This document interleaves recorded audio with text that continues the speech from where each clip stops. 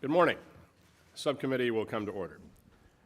Today, the subcommittee will receive testimony in the posture of the United States Army. First, I'd like to welcome our two witnesses, Secretary of the Army Daniel Driscoll and General Randy George, Chief of Staff of the United States Army. Mr. Secretary, congratulations on your appointment. I look forward to working with you. General George, thank you for joining us once again. The U.S. Army is a force that remains the backbone of our nation's defense and the critical pillar in ensuring global stability. Today, we will assess the Army's readiness to meet the challenges of the increasingly complex security environment, particularly as we look toward future conflicts, including those that may unfold in the Indo-Pacific theater of operation, where strategic competition continues to intensify. The Army's role in the future fight is evolving rapidly, shaped by emerging threats and technological advancements. Among these, the proliferation of drone technology stands out as a game changer. Drone warfare offers both unprecedented opportunity and significant vulnerability. Our adversaries are leveraging drones to challenge traditional battlefield dynamics, requiring robust investment in counter-drone technology to protect our soldiers and maintain operational superiority. Modernization remains a cornerstone of the Army's transformation, and I commend the progress made in recent years through the next-generation combat systems, combined soldier lethality, and advanced network capability. However, progress must be matched by scrutiny. We must ensure that these efforts align with the demands of tomorrow's battlefield, where agility, resilience, and technological edge will define success. We must ensure that the investments in our Army reflect the needs of a multi-domain fight and strike the right balance between conventional capability and the specialized forces required for hybrid and asymmetric warfare. The Army has begun to implement a comprehensive transformation strategy to rapidly deliver capability, optimize force structure, and eliminate waste and obsolete programs. I'm interested in hearing how you will implement this strategy to achieve a more efficient and more effective Army. Today's hearing is an opportunity to address these issues head-on, to hear from our witnesses, and to chart a course that ensures the U.S. Army remains the world's preeminent land force. I look forward to a robust and insightful discussion. With that, I recognize the distinguished ranking member, Ms. McCollum, for her opening remarks. Thank you for the courtesy, Mr. Chair. Mr. Secretary General George, welcome to the committee's discussion about the Army's plans to transform for the future. As the chairman pointed out, we're excited and interested in hearing your plans. As I said yesterday in our hearing with the Air Force, fiscal year 2026 budget process is off to a very rough start. We have just over 4 months left until the end of FY25, and the department still has not agreed upon a final spend plan with Congress. I know there's plans floating out there, but they haven't been agreed upon. The skinny budget for next year has been released, but we don't know what the numbers are based off of yet. These are rumors. The full budget may not even be released until June. All puts us in a very difficult position getting our job done, and I know both Ranking Member DeLora and Chairman Cole want to get our job done on time. And that's why yesterday we were unable really to discuss the Air Force and Space Force budget priorities in any detail. They just don't have the information. Likewise, it's disappointing that we're going to be unable to discuss the Army's priorities and programming details for FY26 at this time, and I know you share that concern. So I hope you'll reach out to the committee, to the chair and I, with details as soon as they are released. Last week, you both presented the Army's transformative initiative, which will include changes to warfighting capabilities and force structure and program activities. And we do need to make changes. And I know you want to move quickly, very quickly.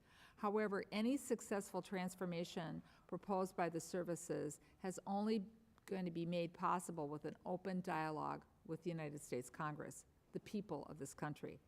That means you must work with us, with industry and with military communities involved. Bypassing any of these vital steps will only create questions and create delays, something I know you don't wish to have happen. And I know you want to put to rest any confusion, and I know it's not your desire to provoke anxiety. but not doing this in a forward, transparent manner could land up doing exactly that. So I look forward to hearing more details on the Army's transformation of initiative and how this differs from implementing the Army's 2030 initiative. What are the differences? So, Mr. Secretary, you also have proposals for agile funding, counter small unmanned aerial systems, network capabilities, civilian workforce decreases, and activities on the southern border. Your plate is full. So this committee needs to understand in depth the costs that will be associated with them. As I said yesterday in a meeting, a hearing that we had when reference to Golden Dome, this committee does not fund concepts. I don't do that in my personal life, and I do not do that with the taxpayers' money. So the sooner you have more details, the happier we all will be. As I said yesterday with the Air Force, I'm deeply concerned that cuts to civilian personnel will have detrimental effect on the executive execution of contracts and other vital paperwork. We are already living with the impacts of what happens when civilians take a buyout rather than to take a hand up to say that they'll continue to serve. What does that mean? It means contracts aren't signed on time, missions don't get done on time, and the program falls farther behind, and that means it will cost the taxpayers more money. I'm also concerned that these cuts will shift responsibility of completing these tasks onto the same military personnel that you would like to see out in the training field, and we would too. So again, I welcome you both to the committee, and I look forward to hearing your testimony. Mr. Chair, thank you again for the courtesy. Thank you, and I appreciate your testimony. I'd like to now turn to the chairman of the full committee, my good friend Tom Cole. Mr. Chairman, the floor is yours. Thank you very much, Mr. Chairman, and let me begin with a couple off-the-cuff remarks and associate myself with my good friend, the ranking member's remarks in terms of just information. And look, we're very understanding. New administrations never meet the deadlines related. They can't. I mean, you don't have people approved and in place, so we understand. But, and I've had this discussion, and it's been a very positive discussion with OMB, and said the quicker you can get us this stuff, the better job we'll do. But the longer it takes, the more likely we are to miss our own deadlines and stumble into another CR or something like that. And we don't want to do that. I know you certainly don't want us to do that. And I do want to thank you, and you were kind enough to call. I know the chairman got a call. I assume the ranking member probably did too, to let us know a little bit about the transformative initiative and what you were releasing. Very helpful, but I too look forward to seeing more detail as that goes down the road. But I appreciate what I saw. I certainly didn't have any objections to what was laid out. I was very positive and very impressed. So again, thank you both for coming here. The hearing comes at a pivotal moment for our national security as we face an increasingly complex and volatile global landscape. Among the challenges before us, none looms larger than the rising threat posed by China. With its rapid military modernization, expanding global influence, and assertive posture in the Indo-Pacific, China presents a strategic challenge that demands our full attention and robust response.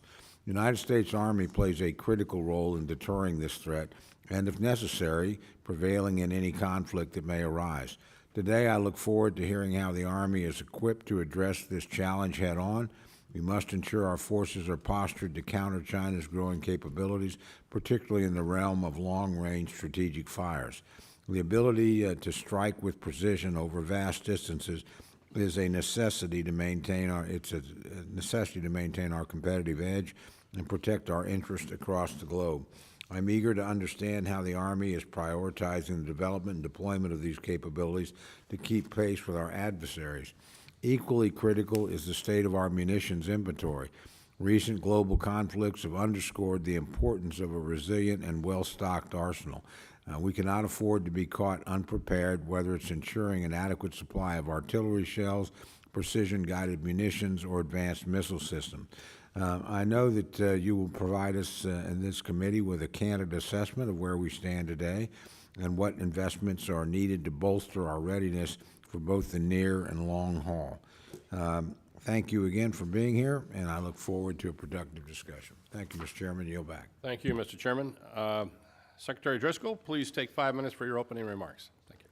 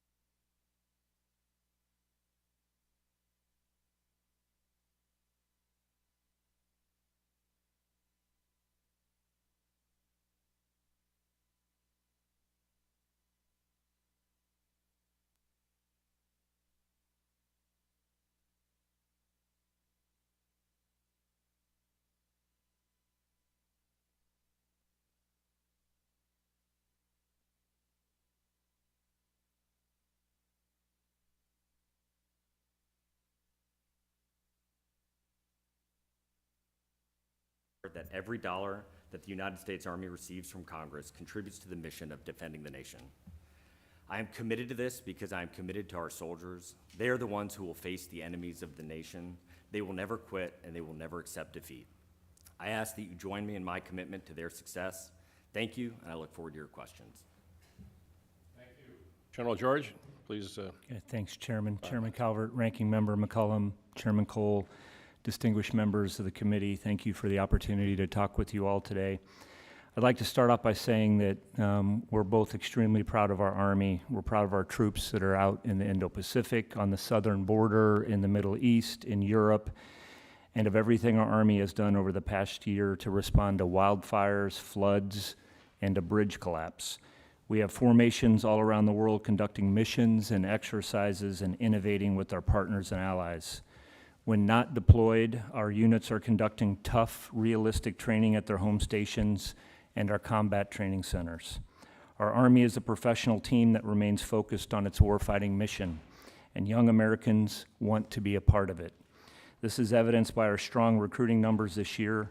We have already met over 90% of our recruiting mission, and we still have our most productive months ahead of us. And while I'm proud of our Army, I also know we have work to do. I know the world is changing. Commercial technology is rapidly evolving, especially AI and autonomous systems, and this is impacting the character of war. We understand that we must transform to stay ahead of our adversaries, and we need to get better by 2026 and 2027, not 2030. Over the last year, using existing FY24 funding, some of our units transformed in contact, which means they experimented with changing how we train, fight, man, and equip while they were deployed or in training environments. This was a great proof of concept, and it confirmed that our formations are capable of rapidly improving their lethality. One transformation in contact brigade in Europe was 300% more effective in lethal targeting during their training exercise. Transformation in contact taught us some valuable lessons about what our Army should be buying and how we should be buying it, and we are just getting started. We are going to make the changes we can at our level so that we can continue to dominate the modern battlefield. For instance, we will cancel programs that are obsolete or not what our warfighters need. We'll develop and adapt war-winning capabilities and buy modular, open system architecture designs that can be iteratively updated. And we will cut and consolidate headquarters. For instance, we're going to reduce GO structure, cut 1,000 positions from the headquarters DA staff, and add in modern business systems that will make us more effective. And finally, we will power down authorities and funding so that commanders in our fighting formations have what they need to make their teams and their communities successful. What I've learned from being in this seat is that it is our job as leaders to do what we can with the budget that we have.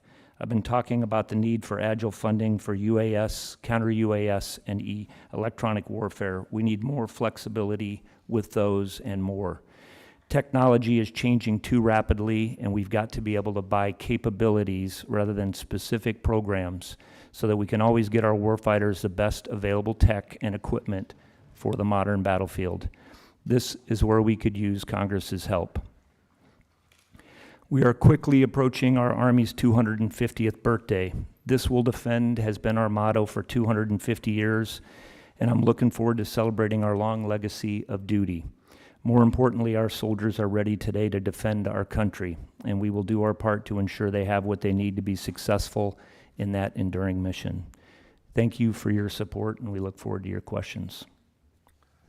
Thank you, General. I just wanted to emphasize what the ranking member and the chairman of the full committee pointed out, that our primary obligation, of course, is get these bills done, and we can't do that without information to do that. So hopefully that comes very soon, and I know that you have to work with OMB to help facilitate that, but we're pretty much at a standstill until we get this information, and we do not want to do another CR, so please help us from having that happen. Something we've learned on the battlefield in Ukraine is that horrific war continues. In the beginning, the primary ordnance was used, as you all know, as typical artillery 152, 155, and things have changed. Now drones have taken over the battlefield. The ongoing conflict in Ukraine has highlighted the proliferation of drones as a transformative element of modern warfare. Everything that moves pretty much dies on that battlefield. Both state and non-state actors have employed unmanned aerial systems for reconnaissance, precision strikes, psychological operations, demonstrating their cost-effectiveness and strategic value. Secretary Driscoll, I have a two-part question. Can you outline the Army's current investments in drone technology, including specific programs or initiatives aimed at matching or exceeding the capability we observed on the battlefield? And given the increasing sophistication of enemy drones in Ukraine, what steps is the Army taking to accelerate the development and deployment of counter-drone technologies such as electronic warfare, directed energy systems to protect our forces and maintain a tactical edge? Chairman, one of the things we're doing is we are starting training on drones at the very beginning of a time a soldier joins. So I was at Fort Jackson last week, and these were soldiers who'd been in the Army for 5 weeks. And one of the things I saw during the training is they were putting drones up, and as they were going through their lanes, what they were doing is trying to figure out what is the overhead, what is the concealment required to avoid being seen overhead. And so each of these soldiers, 5 weeks in, were building just incredible camouflage for themselves and their gear. And then what they were doing after they finished the lane is they were going and reviewing the footage so that they could say, what can a drone see from the sky? And this absolutely blew me away. And so what we are trying to do at a high level is push down these lessons that we are learning from Ukraine and from our men and women in our SAGU that are absorbing the lessons, get them to every or as many soldiers as we possibly can, and start to iterate and learn from them what works and what doesn't. We have 3D printers printing drones in a lot of our formations across the Army, and they are learning incredible lessons that are paired and piggybacked off what's happening in Ukraine. And then for how we're trying to get this into the hands of developers and manufacturers, we're inviting them into the field with our soldiers so they can capture these lessons in real time. And we are empowering units to purchase small numbers of these and test them and then pass the lessons up the chain of command. One of the challenges, I know that you're very much aware of this, is that 90% of the components that are made for the drones themselves are made in China, including about 100% of the motors. What plans do you have to send to the manufacturing community as a buy signal to do something immediately on that? Yeah, I agree with you, Chairman. Just back to your previous question, I mean, a lot of this is transformative. You have to change how you train and operate. That's just as important. Secretary mentioned that. We're going to have to change how we're organized. We're doing that. We're getting ready to go to the new mobile brigade combat teams. Those command and control nodes are 85% smaller than they were, just a couple of years ago. And then we do have to change how we buy things. This is a big reason why we're asking for, I think we need to buy capabilities. Brushless motors is exactly what you're talking about, and we need to have the flexibility that we're buying. We are buying off the blue list, so there is an approved list, so we're not buying, Chinese parts that go into our drones. I fully believe we can make a lot of this stuff. We can partner with industry to do these things. We're just going to have to approach how we buy things and be much more agile in our approach to do that, and I'm confident we can come over and share details of how we would do that, because I'm confident with American innovation we can get back on the road we need to be. And Chairman, one of the things we're trying to do, and I talked about this in my confirmation hearing, is give a very strong demand signal to the American workforce, the American innovators, the American manufacturers. We, the United States Army, we will improve with this committee's help as a customer. We will expand the base of drone manufacturers who we are buying from in our own nation and from our allies. And what we hope and what we hypothesize is, with all of the outside funding that exists in the venture capital world, paired with small and medium businesses who are hungry to partner with us, we're going to open the aperture of partners, and we think the American defense industrial base will respond. Thank you. Ms. McCollum. Thank you. Gentlemen, last week you announced, as I said, the Army Transformation Initiative, and you called it a strategic approach to deliver critical warfighting capabilities, optimize the Army's force structure, and conduct program evaluation and better align with requirements. Totally agree with that idea. Totally agree with it. I am not here to protect the status quo. I am not here to slow things down when it comes to innovation. The chair and I have been working on that, and I credit his leadership and early thought on this. We work on this on everything. But I am going to address some of the things that have been released by the Army with some of the programs that there's a proposal to cancel. Because I won't speak for all the committee members, but I know the chairman and I and our staffs have fielded lots of phone calls and lots of questions. So, for example, the Brooker lightweight tank, which while accelerating the development of a new main battle tank, improving the improved turbine engine program, cutting the future tactical uncrewed aircraft system, the robotic combat vehicle program, and finally the joint tactical vehicle and Humvee. And I think you make some good cases for why these programs need to be reviewed, relooked at, phased out, or just cold cut as you're suggesting. But those come with a lot of questions and anxiety from people who are working on those programs and companies who've made investments in those programs. Not saying we shouldn't do it, but just saying let's put our thoughtful hat on here for a second about how we go about announcing and moving forward with some of this. So I just had breakfast with the Joint Chief just an hour ago, and we were talking about how we need to look at some of these manufacturing facilities and figure out how they can be part or work with some of the smaller companies and primes, retrain workforces and all that. So that needs to be part of the discussion we have up here. And then there was another thing that I just got the information back on yesterday. So cuts to the joint light tactical vehicle. Joint is the key word here.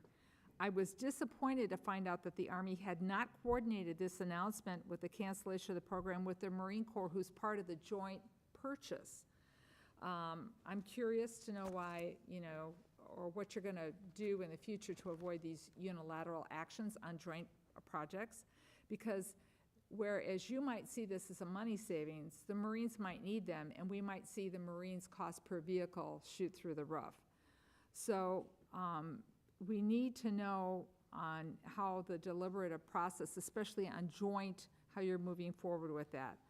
And of the remaining programs to end, if you could kind of tell the committee, or if you don't have it with you, there is a cost to close out.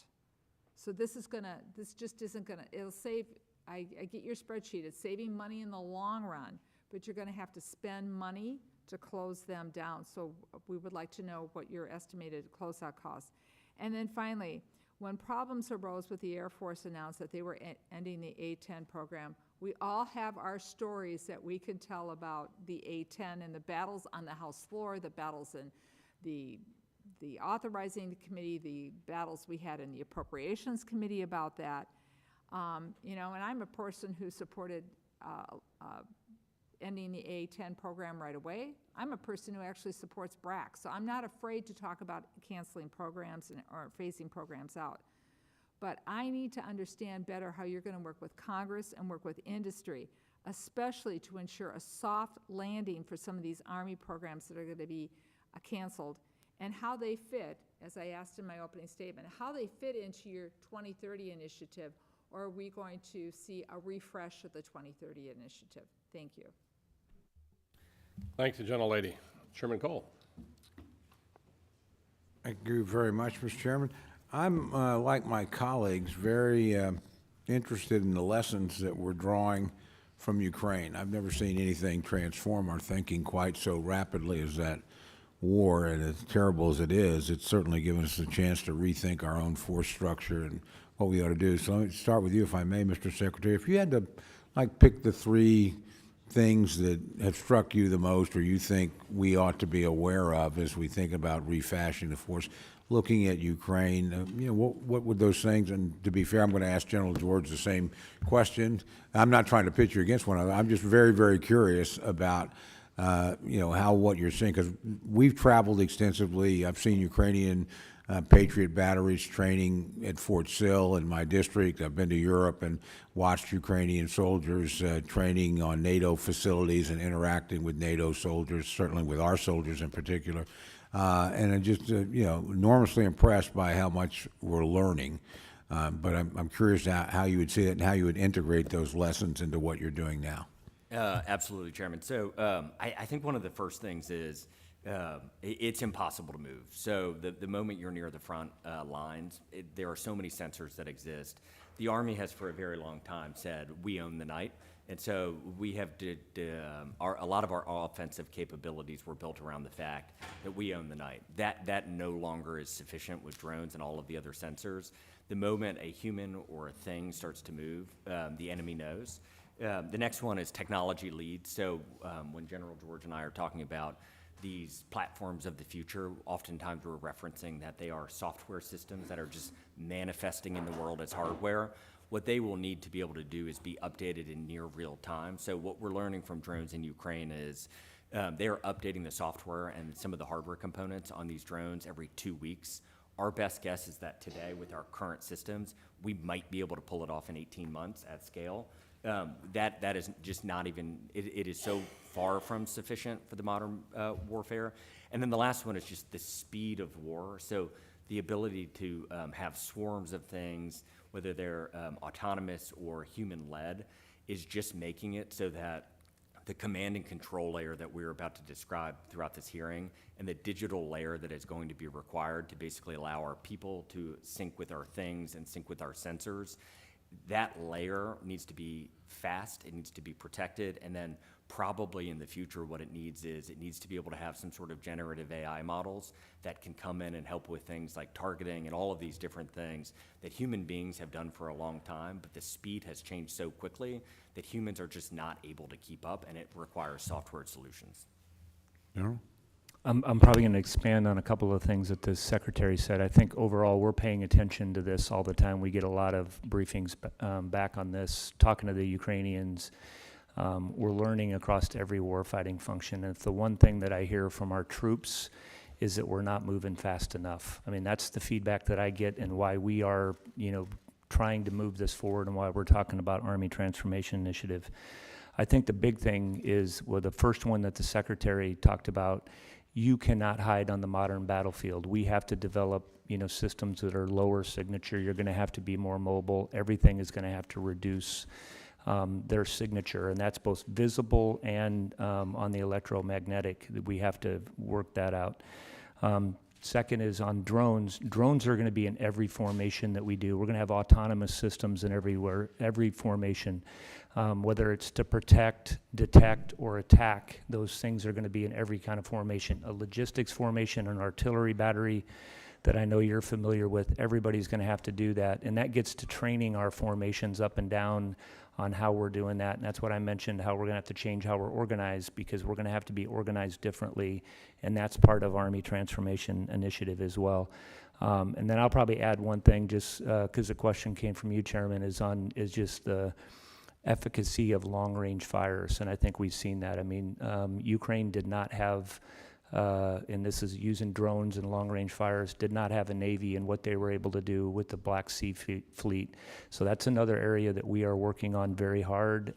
We have to move very quickly in that area as well, and I think it was brought up about having magazine depth. That's the other thing that we are looking at, and making sure that we can move quickly in that area.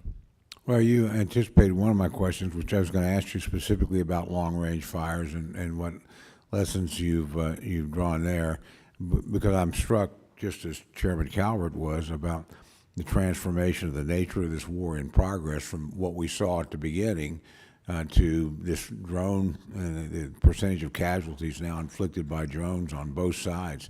And honestly, I've been, and I'd love to be told you're wrong or whatever, so don't hesitate. But to me, just watching it as a non-professional and outsider, I've been shocked about how little conventional air power has played in this conflict. We've been able to fight without looking up for most of my lifetime.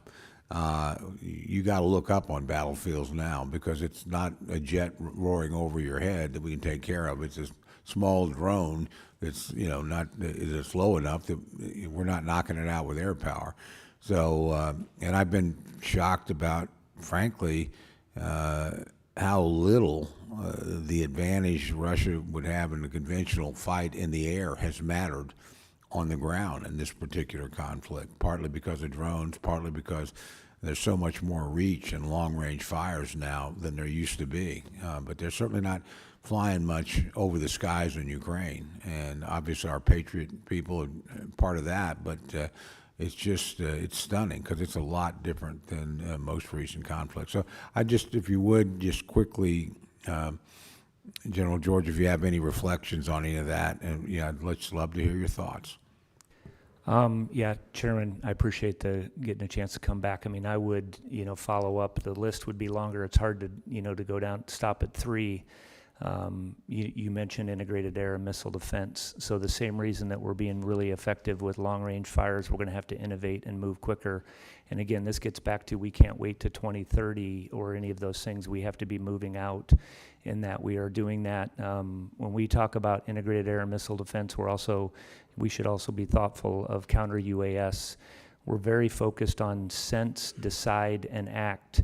So act can be kinetic or non-kinetic, but we have to innovate in each of those areas. So our sensors are going to have to be ubiquitous. We're going to have to look for cheaper sensors that are with every formation, because everybody is going to have to be alerted to that. And I don't care what, and I've talked to the other service chiefs, what service you're in, drones are going to be, out there, and long-range fires are going to be able to reach. And so we have to focus on that. So that's what we're attempting to do, and do that as rapidly as possible. What's a challenge, obviously, and a lot of the drones are dual use, and it's coming, we're seeing drones that can lift, big, heavy. We're going to use them in logistics. That is ahead, and what we need to do is make sure we're doing the same thing, that we have the same agility when it comes to counter UAS, so that we are maintaining pace with that threat that's going to be out there. Thank you very much. Yield back, Mr. Chairman.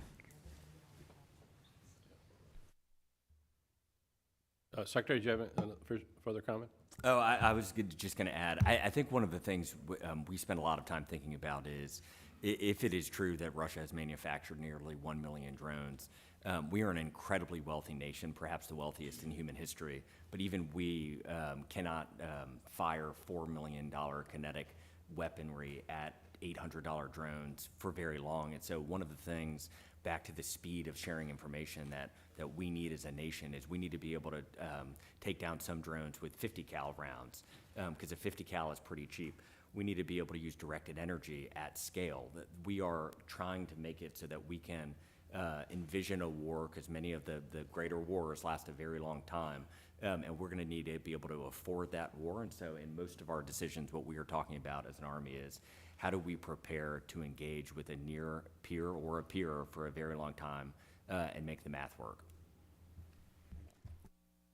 Thank you. Mr. Morelli. Thank you, Mr. Chairman, once again for hosting these hearings, and the ranking member, and thank you, gentlemen, for being with us today and for your service. I want to start, Secretary Driscoll. I represent Rochester, New York, which is home to Remade, which is a Manufacturing USA institute that specializes in remanufacturing. And I've seen firsthand how innovations in this space benefit the department, particularly the Army's use of remanufacturing to modernize aging Delta model Apaches into Echo models. The 10th Mountain Division at Fort Drum, which I know you're very well acquainted with, having served there, still operates the Delta models and is awaiting Echo replacements. I read, I think just in a memo last week from Secretary Hegseth's, a memo proposing the divestment of air cavalry squadrons, raising serious questions about the future of these aircraft. And I wonder if you can explain the justification behind removing the armored cavalry squadron from your combat aviation brigades, and what the Army's rationale is for taking nearly half, I think, of your Apaches out of the active component. I think that's for, if that's a more appropriate question. Yeah, I'll jump in there on that one. And I think this goes back to what Chairman Cole talked about with, autonomous systems, where we're going with manned systems and just the amount of money that we spend on these systems. So we are going to take the AH-64 Deltas. They're twice as expensive as the 64 Echoes. We're going to keep some of the pilots that we have. We have great pilots, and thicken the lines with our maintainers. And so that's the plan that we're going to do, and we're going to invest that in autonomous systems. I think we're going to looking at autonomous systems, manned and unmanned teaming, and actually I think just because we've had struggles with operational readiness rates of our AH-64 Deltas, that we're actually going to have a more ready aviation formation, and that's what we're after. But we're looking to the future. I mean, autonomous systems are cheaper. How do we find the right balance? So do you expect that there won't, I'm sorry, Mr. Secretary. Oh, Congressman, I was just going to say, I don't know that we know what the right mixture is. There's no obvious recipe for manned and unmanned and Apache versus drone, but we do know that it needs to be some sort of mixture, and we are overly weighted right now because of just how technology developed toward manned. And so a lot of these are corrections toward the future, and we would want to work with this committee as we are learning from soldiers and learning from what is occurring around the world to figure out that right mixture in spending. We did. So, and we it does did actually war game this as well. I will tell you that we've gone through this and we've done war games on it. We've done the analysis on it, and we're happy to have somebody come over and. I would love that, so it does sound to me, General, that the expectation is that it would be Echo Apaches would be clearly preferred. I would just suggest that our ability, as I understand it, to remanufacture the Deltas into Echo models is far less expensive than new Apache Echoes, and so. But I'd love to have an opportunity offline, perhaps, to be able to have a further conversation about this, if that'd be all right. Of course, Congressman, and we can look at the difference in spending and follow back up with your office. Great, thank you. If I may, with my remaining time, General, protecting the health and long-term readiness of service members obviously is a top priority for all of us. We continue to see service members suffer traumatic brain injuries, particularly from blast overpressure events. And I know we've made some progress, but as I understand it, there remains no standardized field deployable device to monitor and record blast exposure in real time. And that leaves soldiers, I think, vulnerable to, leaves them vulnerable and underdiagnosed, as I understand it. So can you talk a little bit about the plan for accelerating development and deployment of reliable blast monitoring devices, and how we can help support what I think is an urgent need? Congressman, this is something else I'd be happy to come over and Yeah. go into you in detail. So I just had, we're going down to our special mission units, and they're actually working, on this for us very specifically, resourcing them to go through this. So part of this is testing, and we're working through the testing to make sure that people, from the day you come in the Army, that you are tested and what this is. And everybody responds, as you would imagine, a little bit differently, just like we respond to physical things differently. I think the biggest thing is figuring out how we change the training. What kind of charges are we using? I mean, we're going to have to do the things that we're going to have to do to make sure that we're ready. Right. How can we adjust at training? And then we are all looking at everything from helmets, how are our helmets designed, what's the padding inside the helmets, what are the individual detectors? So I can go through that with you. And we have industry. Obviously, there's more people that are interested in this than just us. I mean, there's other folks, but we want to lead the way on that. We're working very closely with SOCOM and our special mission units. I would also ask, as I understand it, I don't know if that a blast exposure and monitoring data is put into the long-term healthcare records of our warfighters. And I wonder if, and we could talk about this offline, but if you'd consider that as part of their health records. So the testing that I mentioned, I think it's ANAM. So I hate throwing in an acronym here, but there is, because I don't know what the hell it stands for, but there is go through an online testing for that, and that is entered in everybody's record. So I have that, before I deployed to Iraq and Afghanistan, and all those things get entered into your record. Terrific. Thank you, Mr. Thank Chairman. you. Chairman Rogers. Thank you, Mr. Chairman. Welcome to the gentleman this morning.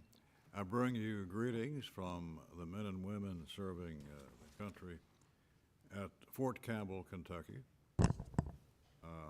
home of the 101st Airborne Division and the Army's Air Assault School.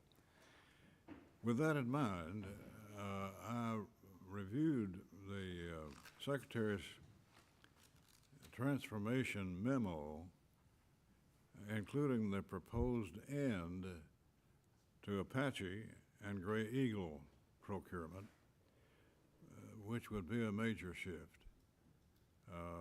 I support building a leaner, more lethal Army, but I have real concerns about maintaining aviation readiness and combat power. Ms. Secretary, what analysis or war gaming backs the decision to cut air cavalry squadrons? How are we measuring risk to lethality and responsiveness?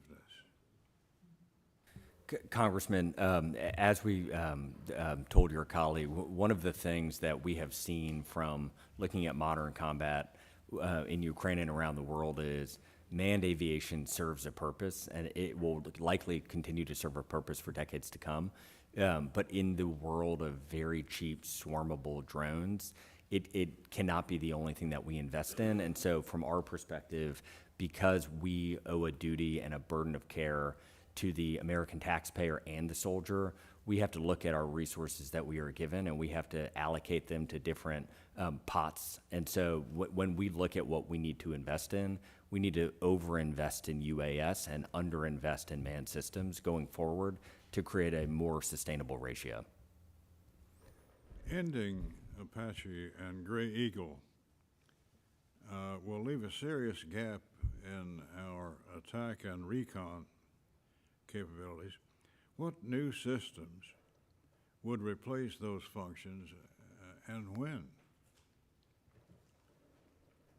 I'll jump in on that one, Congressman. So I mentioned in my opening statement that we had a brigade that was over in Europe, did not have Apaches. It was 300% more effective, had drones, had loitering munitions, long-range fires, and part of that is bringing, I think we have all those systems that can come on right now. And again, like this, my secretary said that when we show industry that we can do this with drones, I think that they will come out. The drones that we had in that 3rd Brigade that we did for transforming and contact were different from the first ones because they've advanced and we're advancing with it.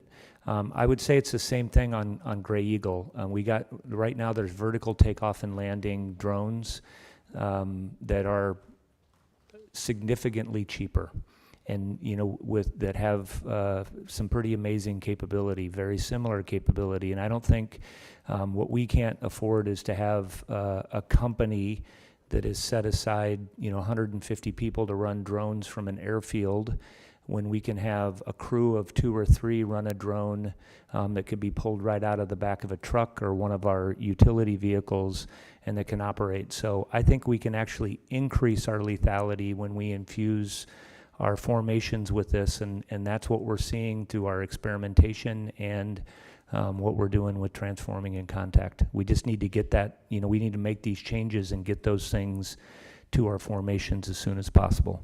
And Congressman, we intend to, the assets that this committee has funded for us and that we have, like the Gray Eagle, we want to continue to use them, and they do serve a purpose, the ones that we have. What we are advocating for is not purchasing any more, because there are a lot of solutions on the market that we think we need to be testing and spending on to figure out what works best. We thank you both for your service to the country. Yield back. Thank you, gentlemen. Mr. Aguilar. Thank you, Mr. Chairman. General George, thank you for the support that the Army provided in response to the wildfires. I know those of us in Southern California greatly appreciate the support. Mr. Secretary General, I, along with other members of the committee, are concerned about the implementation of the new national defense areas along our southern border, the transfer of land from the Department of the Interior to the Department of Defense without congressional approval. Mr. Secretary, can you walk us through what occurs when a soldier encounters a migrant in one of the national defense areas? how long is someone detained by soldiers before they're transferred to CBP authority? The national defense areas, we, the United States Army, stand prepared to take them on when they are transferred to us. We immediately treat them like an Army base, which we have a lot of experience providing security coverage on.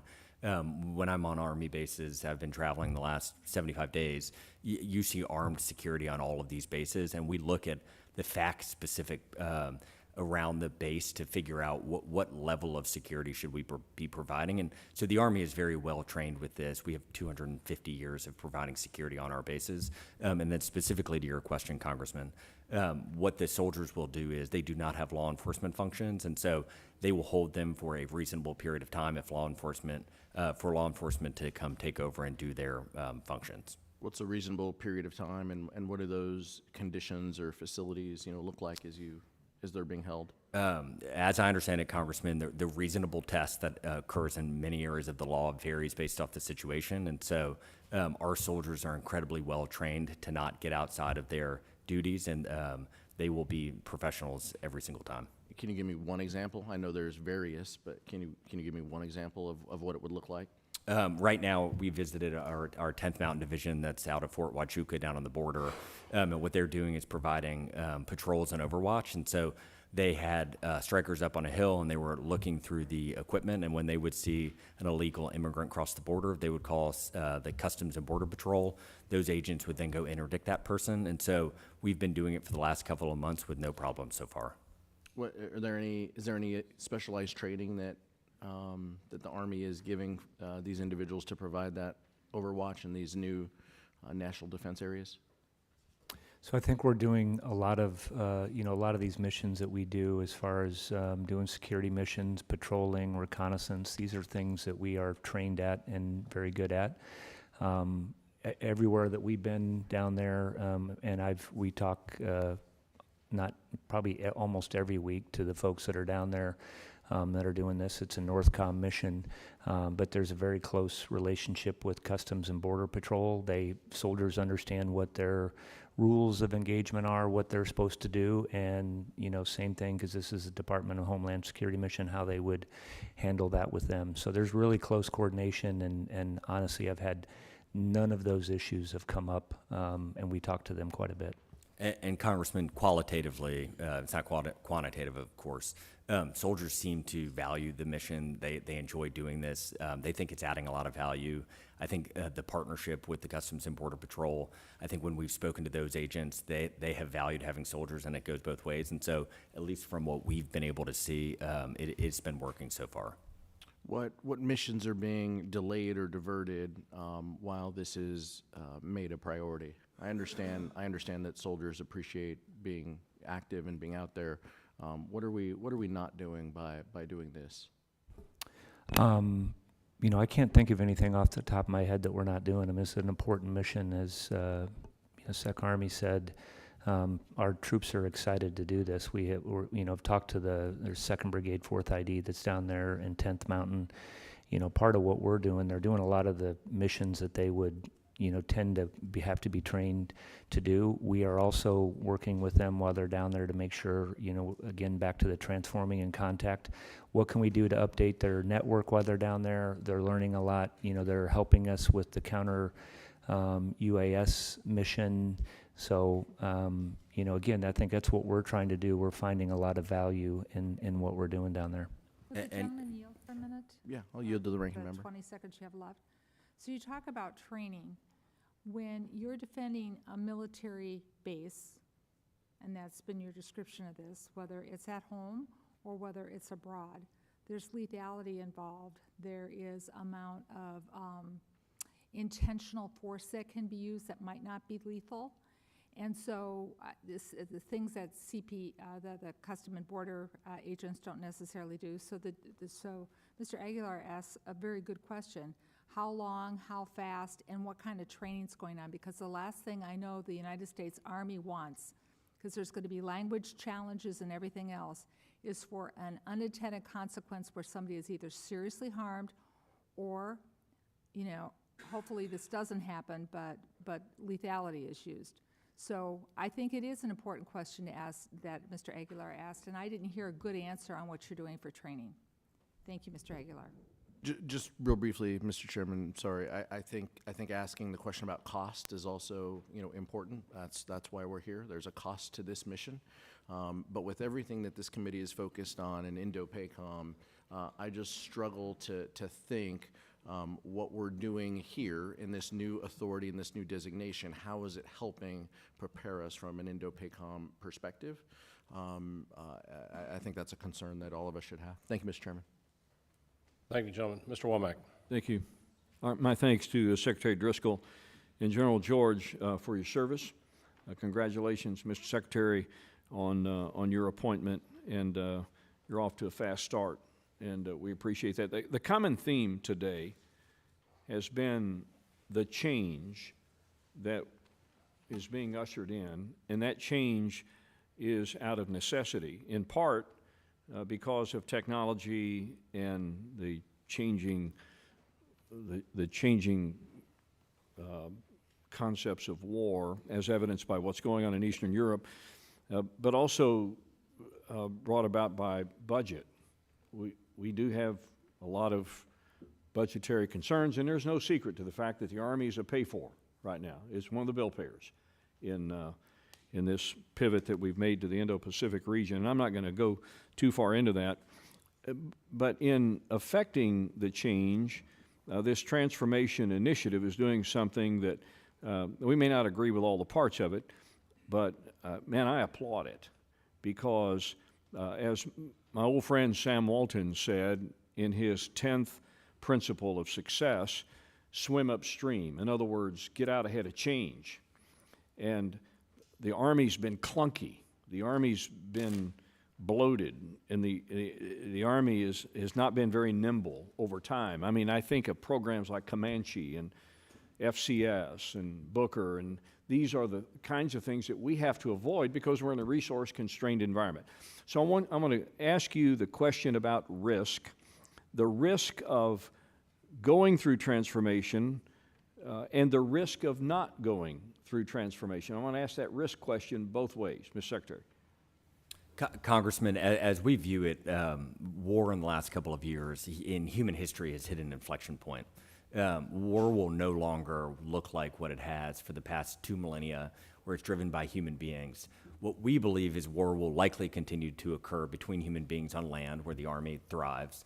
But the tools that we need to empower our soldiers with in order to fight and overcome any enemy in war is going to require and is requiring a complete rethink of how we arm, train, and equip our soldiers. And so from General George and my perspective, I think to your point of risk, the risk is much greater to keeping the status quo, to allowing systems like Booker that were best intended and done poorly. And one of the things when we met with the Pentagon leadership was General George and I said, we got it wrong. We, the United States Army, have to own that. We've got to get our processes better. We have to be better partners for industry. We have to empower them with our needs and work with them along the way. We have to keep costs down, and we need to improve and own it. And so we're not proud of the outcome of the Booker, but what we are trying to do is not fall prey to sunk cost fallacy, where because we have invested all of these dollars into this machine that turned out to be inadequate, we're going to keep purchasing it. Instead, what we want to do is be completely transparent as we view truth with this committee and work with all of you and all of your experience across both sides of the aisle to make the Army as strong as it can be, so that when we send soldiers to combat in those first 6 months, what we are terrified of is if we don't do this Army Transformation Initiative, those first 6 months are going to be incredibly painful and heartbreaking, and then that's when our nation will make the changes. Chief? Yeah, Congressman, I think I agree 100% with Sec Army. The biggest risk here is not changing, and not changing fast enough. And again, everywhere we go, when we talk to our soldiers, it's like, okay, let's move out. And that's not the problem. They are very innovative. We've done this in the 101st, where they've completely transformed. They're ready to move out. I think the risk, all the challenges we're facing typically happen at a much higher level with people who don't want to change how we've been doing things. I think everybody knows change is hard. And that's where we're finding the biggest challenge, and I think we're going to have to drive this from the top down, and remember that our number one customer out there is the soldiers that are out there in our formation, and make sure that we stay focused on what they need. It won't surprise any of my colleagues, nor will it you, that I'd ask a guard question. I think the guard brings value, particularly in a resource-constrained environment. We get a lot of benefit from our guard if we can keep them trained and ready. What does the future of the Army Guard look like in the formations that you are proposing with transformation? I'll go first on that one, Congressman. I agree with you on the Guard, and when I go to talk to all the commanders at our pre-command course, I put up a big pie up there and show where everybody's from, and we're going to have to go as the whole Army. I mean, and that's been our history, and we got to make sure that we're ready. So this is all part of it for the Army Transformation Initiative. We need to transform those Guard units. It's going to be a little bit harder, but I will tell you that they're all in on doing this. We're looking at transforming. We'll announce there's 3 Armor Brigade combat teams that are going to be Mobile Brigade combat teams. Again, all they want is like, hey, how can we do this faster? How do we get this, technology into our formation and do it more quickly? We've done the same thing with the network. We're gonna, they're gonna have to have drones. We're gonna have to do this across our formation. We need the Guard. They're still gonna be the operational reserve for our country, and we need to make sure that we're transforming them at as fast a pace as we can. Thank you. I yield back. Thank you, gentlemen. Mr. Cuellar. Thank you so much. Let me, believe they asked a question about the southwest border. I'm from the border area. I live there. Tell me, traditionally, when the military goes down there, in the past, they've done more what I call support staff behind a joystick, watching cameras. I think there's a more important role on it from building river roads, because right now, if you have the river, the roads, Border Patrol will go this way, but they can't go across. So I'm looking at river roads. The famous Carrizo cane, I don't know if you're familiar with Carrizo cane. It's invasive type of plants that grow the height of this. And Border Patrol, it's on both sides of the river, but I'm talking about the American side. So Border Patrol can't really see. They can have cameras, but they can't, see through those. So eliminating that, just the very basic things that y'all could look at. And so do you have any ideas? I mean, I can give you a whole bunch of other ideas, from intelligence. The other thing we brought up at another meeting, the drug cartels just a couple weeks ago brought down a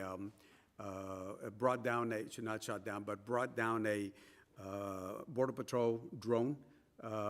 And so now the bad guys have the ability to counter ours. And as I've said in the past, while we're going through all this procurement, all they do is they go to Best Buy, buy all their drones, they'll go back and they just have drones all over the place and watch what we're doing on this side, our law enforcement. So those are some of the areas, very basic things from river roads to Carrizo cane, to the interception of the drug cartels drones. Any thoughts what y'all can do? Because look, keeping the military at the border is expensive, very, very expensive.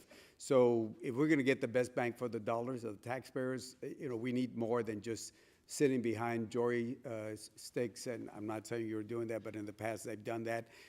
Providing support staff for the military, for the Border Patrol, something that's a little bit more useful, I think, for folks that live down on the border for Border Patrol. Congressman, we totally agree. And General George, when he said earlier, we talked to the leadership from 10th Mountain that are down on the border nearly every week, and what we have tasked them with is get lessons learned from this that can translate to how we create our formations for future conflict in Indo-PACOM and anywhere we send them, because what is going on with the cartels at the border is requiring our soldiers to do exactly what you're talking about, which is think about UAS, think about counter-UAS, figure out best practices for taking a drone that was bought at Best Buy that can watch their movement, because, again, we just cannot move without things seeing us anymore, and how do they operate in that environment. And so, and then to your offer of having suggestions for ways that we can improve and use the Corps of Engineers to help improve the border and help the communities on the border, we'd be delighted to see that list if your office has it, because I think a lot of your constituents will know things that we won't know, and we can learn from them. I just would add, I'd love to get you down there with JTF Southern Border with General Nauman, who's down there. I think then if you had very specific input that you wanted to pass to him, beyond the cost, which I mean it's a mission that somebody has to do. I would say that we're very effective with that. And when we were down there for the very first briefing, right after 10th Mountain got down there. There is Customs and Border Patrol are working hand in hand. So, I mean, I think that's good. And we're sharing, it goes both ways. How we're communicating, how we're passing data, how we're getting after that, how we're leveraging technology. I mean, there's a new counter-UAS system and software that we're doing. So, again, we're trying to use this as an opportunity. There's areas that we need to improve on, and it's a good opportunity for us to do it. Yes, and I like to, certainly I'll take your offer and invite any of the members be down there and give you some ideas that I think are very, very useful for Border Patrol, and love to sit down with you. I think you all have somebody in Laredo, a group of folks. I thought you all had some folks there, and I've talked to them, but it needs to come from y'all, if you know what I mean. Yes, sir. And then Ranking Member McCollum had referenced earlier the Joint Force. This is a different version of the Joint Force, but learning to work with the Border Patrol is testing our systems and testing our ability to get information to flow back and forth.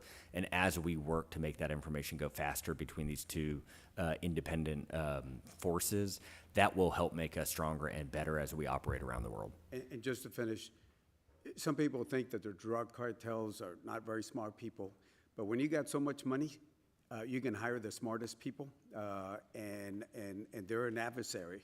And certainly, love to sit down with you and any other member that likes to go down to Laredo. Mexican food is pretty good down there. Thank you very much, Mr. Chairman and Ranking Member. I thank you, gentlemen, and a point well taken. The cartels, unfortunately, have been hiring a lot of former Mexican military personnel and using them. That are pretty well trained. Mr. Anderholt, thank you. Thank you, Mr. Chairman. Good morning. Again, welcome to the subcommittee. And thank you for your testimony. Mr. Secretary, your submitted testimony regarding AMCOM, an organization that will be critical in the Army's role to Indo-Pacific. And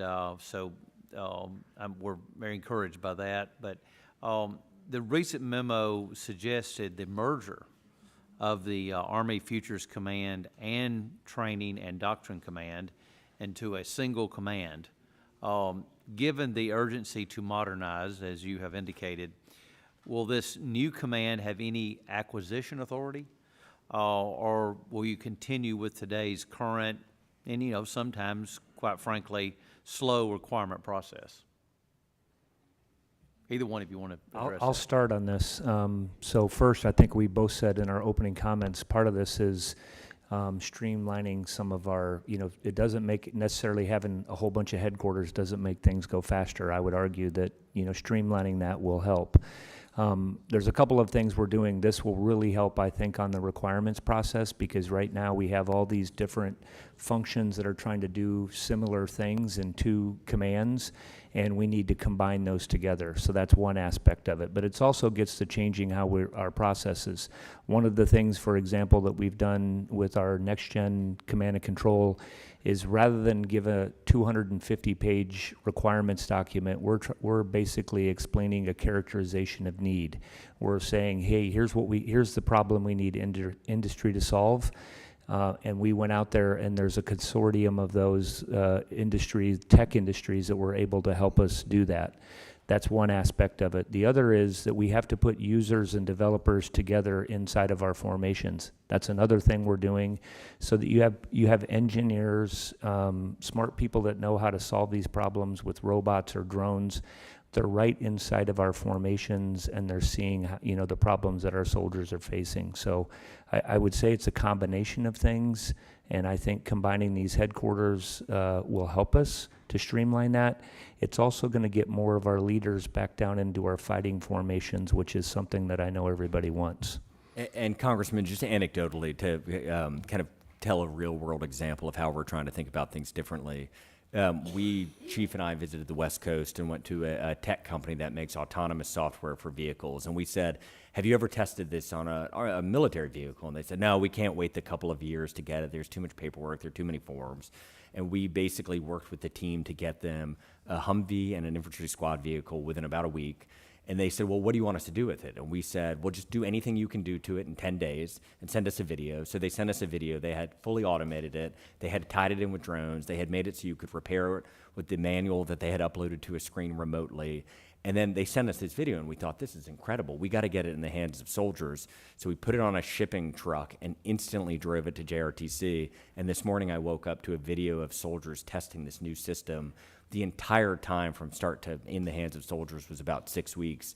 And so what we're hoping to do is basically capture these lessons in real time. We don't know that it's a good idea or not, but we know that we'll know in about a week if it's a good enough idea to invest some more resources. And I think the merger of these two commands, the intent is to empower soldiers that are currently stovepiped to work together to do these things at scale across the formations. Thank you. The Stryker is sometimes referred to as the Army Swiss Army knife, and it's the most deployed combat vehicle with more than 30 million miles and 23 current deployments. What's your, and I'll give this question to you, Secretary Driscoll, what's your assessment of the Stryker vehicle, and could you speak to the Army's plans for future production regarding it? Congressman, I think that the Stryker adds a lot of value to moving our soldiers around. I think what we've seen in Ukraine is with the Stryker, you probably couldn't get too close to the front line without a relatively cheap drone being able to take that platform out of service. It is a massive value to the Army as we operate on land with people to be able to reposition our people. And so there are currently no plans to change how we think about the Stryker. But I think one of the things that we have tried to flag to the entire formation and in our letter is this is an iterative process. We view this transformation, what you have quoted today for the ATI, as just the first phase. It may be 1 month later, 6 months later, or a year later that we come back to this committee and say, here's what we've learned. We think we need to do this next batch of changes. And so, because it's all going to be, how do we create the right mixture of assets and tools and training so that we can be ready for the next battlefield, which could show up anywhere in the world? Can I make a quick comment on that? Please. Because the Stryker, having been a division commander, having deployed in, with these formations, is a great system. And, we have it, and we're going to do some consolidation of some of those that are at Fort Carson. I do think that they have a role to play really around the world. We're using them for for counter UAS systems. They're great for command and control systems. So I think we see a part in them. But again, this is not just that every formation has to have them. I think we're trying to figure out, is to the Secretary's point, what's exactly the right mix that we need to be able to respond when our country calls on us. And that's, that's what we owe. Thank you. I yield back. Thank the gentleman. Judge Carter. Thank you, Mr. Chairman. First, I want to thank you both for coming to my office and talking to me about this week and last week regarding the Army's modernization directive, especially the discussion of merging Army's future command with TRADOC.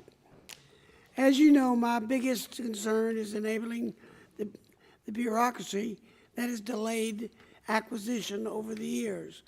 We got to move faster. And we've got to be moved faster to be lethal. And we don't want to enable people who keep us from getting what we need to the battlefield. And I love what you're saying so far. So can you explain to me how merging Futures Command with TRADOC will decrease the bureaucracy's ability to slow down and allow us to streamline to acquire technology at a place that is relevant? I'll start on that. So, our plan right now is we're going to, it'll be the Army's Transformation and Training Command. It will stay, the primary headquarters, Congressman, down in Austin, technical hub. We like what's down there, as far as the culture, the software factory, the ideas for innovation and change. But a lot of these changes are also going to occur inside that command that have to happen at the Combined Arms Center at Leavenworth, at the Centers of Excellence.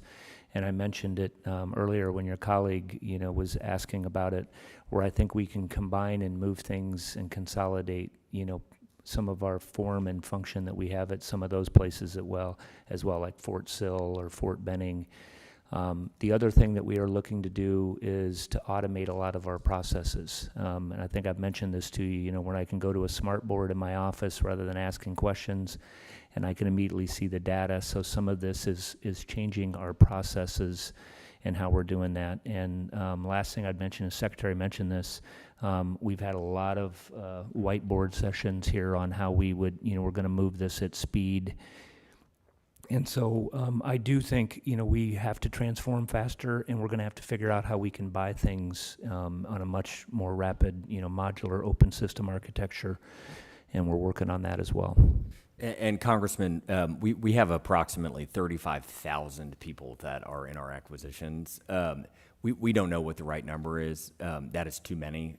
What ends up occurring is you just have so many human beings involved that everything gets slowed down. There are just required, and these are our own. This is not blaming anyone but ourselves.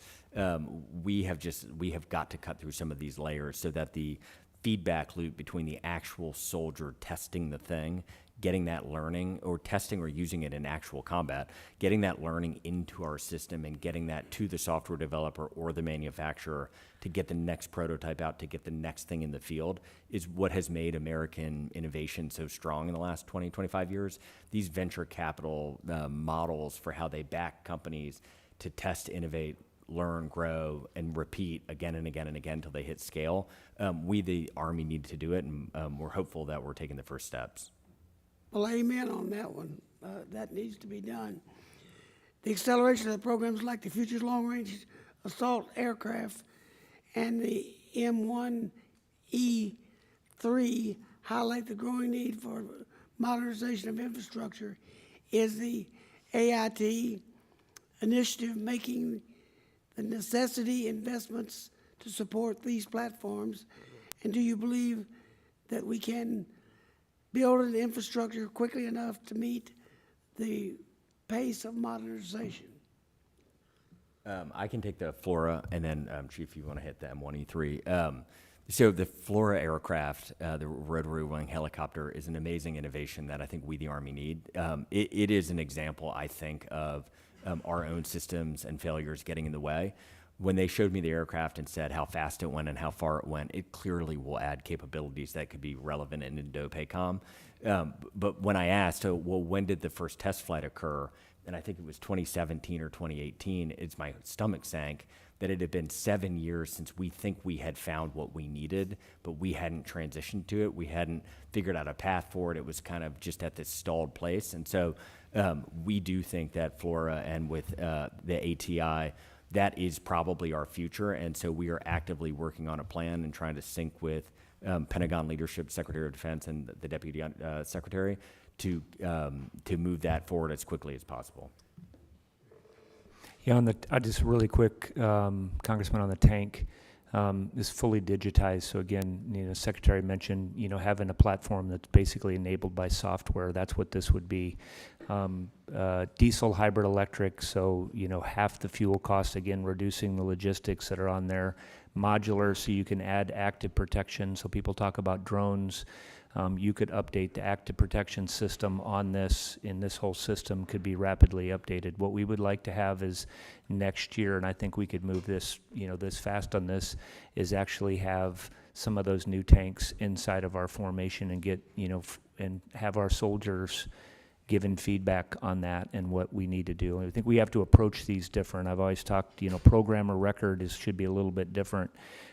We have to build things that are modular and can be adapted and updated, because that's the world we're living in. And one more quick question. I've got a little bit more time. Mr. Cuellar asked a question about the border.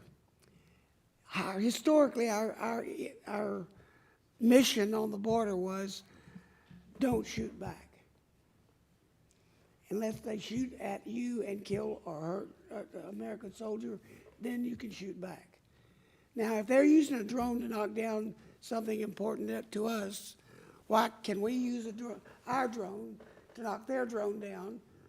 There's no human interaction there. No human being is dying. Are we still going to have to be fired at before we fire back? If they send a drone over the border to mess with us, can't we shoot it down? What do you know about that policy? Because historically, that's been the policy on the border. Our military can't shoot back. Yeah, I'm going to have to come back to you on the specifics on that. I know we have made some requests, and they've come up on the 130I that is law on what we can do and what we can't do when it comes to drones and how we share information and what we can do. So we'll come back with you on the specifics on Let me know, because that. it doesn't make sense. There's no human being dying from if they send a drone over to knock it down. And if they knocked ours down, why can't we knock theirs down? What I don't think has changed, if anybody feels like they're a threat, if they're being threatened, again, this gets back to that basic ROE.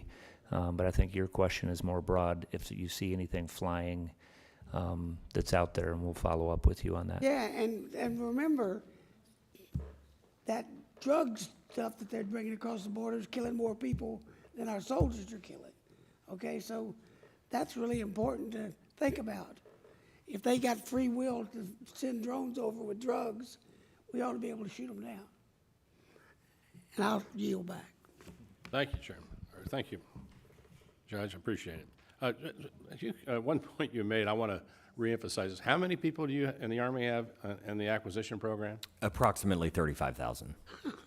That's just the United States Army. That is just the United States. That is a combination of acquisition, sustainment, engineers that do development. So I think there's around, if you're like talking purely acquisition professionals, I think that's somewhere around 5,000. I mean, I can get back with you, but it's a program that we have that's in sustainment, and this gets to why some of these things that we want to stop. There becomes, it's sustainment as well. Let's just say it's 5,000 just in the Army. So I make an assumption here that you have a significant number in the Navy, you have a significant number in the United States Air Force, you have a significant number. I'm going to ask the question, Mr. Womack's here. I suspect, how many people do you think is an acquisition in the entire corporation of Walmart? If you ask the leadership at Walmart and the shareholders, they probably say too many, but not that many. I was just curious. Mr. Diaz-Balart. Thank you very much, Mr. Chairman. And first, gentlemen, Mr. Secretary General, thank you for your service. And I hope you know that when we say that, we mean it. It's such a crucial role that you play and those that you represent. I love what you're trying to do. I really do. I think it's important. You've mentioned why you're doing it. We know the problem. It's a frustration that we've had, and Congress can be part of the problem. We know that. One of the issues is it's kind of the chicken and the egg. One of the problems that we have as members of Congress is sometimes there has not been a lot of confidence necessarily in making sure that the money that we send is going to be used for things that are really important. And again, we're part of that problem. I get that, a big part of that problem. But let me just throw a couple of potential issues. For example, sole source contracts, which can be hugely necessary and important, but sometimes you kind of wonder. And I just want to throw something out there. There may be a good explanation, but this Vital Torso Protection Program, that there were, my understanding, a number of potential vendors, and then it was, in essence, I believe, sole sourced to two, and yet it's a almost, over $400 million program over 7 years. There may be a good reason for that, but that's the kind of thing that we see, and it's like, whoa, what's going on here? And I know it's precisely the kind of things that you guys are looking at. So I would just like, if you could, and there's other examples of that, like the the Low Altitude Stalking and Strike Ordnance, LASSO program, right? Sole source loitering ammunitions. I believe it's almost $1 billion over 5 years. Again, there may be good reasons for it, but I would really love if you can just get back to us on, for example, on those two and others that you might see out there. That is there a real urgent reason to sole source it? Is it saving us money? Is it urgent? And if it is urgent, why is it for 7 years or 5 years? And so those are the kind of questions, and I know you all are trying to get to as well. So if you could just get back to me on some of those issues as to, are you looking at them? I'm assuming that you are, because you're looking at ways to be more efficient and saving money. Another issue, for example, and again, I'm sure there's a good reason for it, but when we're looking at saving money, and I think you guys are doing an amazing job, I think something like modeling and simulation in training is something that, logic would say, if done right, could save money and could be very effective. My understanding is that the Army is planning to eliminate, and I see if I get this right, PEO STRI, which I had thought was a potential massive cost-saving entity. And so any idea of how you would ensure that continues, that innovation and the training continues if that's eliminated? I don't know if you have that answer now, and I don't expect you have all these answers, but if you can get back to me on these issues, to be fair, because obviously I'm throwing these at you a little bit of cold here, but those are issues that would be very helpful to me if you can get back to me on those issues. I just want to mention on both of them. So first, we agree with you on long-term programs. I think you heard me say earlier about program of record. We shouldn't be buying something and saying, hey, we're locked in for 7 years and this is what we got to buy, given how much things are going to change. So we'll follow up with you on those. On the PEO STRI, I actually spent a year as a young infantry major working in simulations, and in my view, the gaming industry, everything that we're doing. So it isn't just a matter of having, I think we have a lot of changes that need to occur, I will tell you, down there. And I'm very familiar with that. I can come talk to you about that. But this is another idea of things that we need to change how we operate and the companies that we're working with. When I was running a warfighter as a division and a corps commander, it took 800 people, basically our soldiers, as training aides. We can't afford to do that. There is technology out there that right now that we can ingest into our system and make sure that we're training, and that's what we want to build. And we haven't gotten that, so I do think we need to make some major changes down there. And again, I love the fact, it's really, to me, it's refreshing to see your attitude of just, kind of not just content with the status quo, which we know has created some issues on lethality and again, just of being able to access technology, et cetera. So I love what you guys are doing, but if you can get back to me on those, I would greatly appreciate it. And Congressman, the only thing I would say is I appreciate your graciousness saying there's probably a good reason for why we're doing those things. There may not be. And what we are trying to do is reset the culture of the Army so that when we look, if there is not a good reason or the reason changed, to tell you in this committee and work with you to fix it. And then specifically the simulations, one of the things we saw on that same West Coast trip, this is the perfect example of the private industry, and some of our largest companies have invested tens of billions of dollars into simulation tools and software. The United States Army should not be in the business of trying to compete with that. We should be taking what exists and figuring out how does this help soldiers. And so what we are trying to do is work hand in hand with those companies to say, they have created these new metaverses. How do we train there? Thank you, Mr. Chairman. Thank you. Mr. Elzey. Thank you, Mr. Chairman. Thank you all for being here. Secretary Driscoll, I just want to point out that I don't know how you're doing what you're doing. I know you're the ATF chief acting right now. Your wife works. You got 2 small children, and I appreciate what you're doing.